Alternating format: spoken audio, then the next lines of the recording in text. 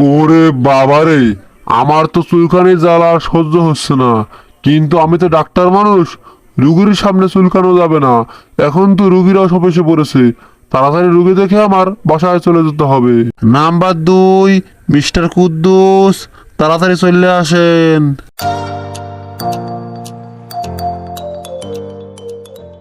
দাদা, আপনার নাম কি? আর আপনার কি হয়েছে? টপাটপ সব বলুন তো দেখি। ডাক্তার মশাই, আমার নাম হাদা। আমি হয়ে গিয়েছি গাদা, তাই সারা শরীর চুলকিয়ে করেছি খাতা খাতা। আমার সারা শরীরে শুধু চুলকানি আর চুলকানি, কিছুতেই সারছে না।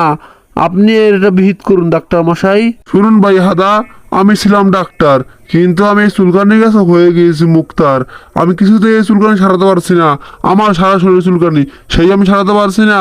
আপনি দাদা দয়া করে অন্য ডাক্তারকে দেখান। আমাকে দিয়ে এটা সম্ভব হবে না দাদা।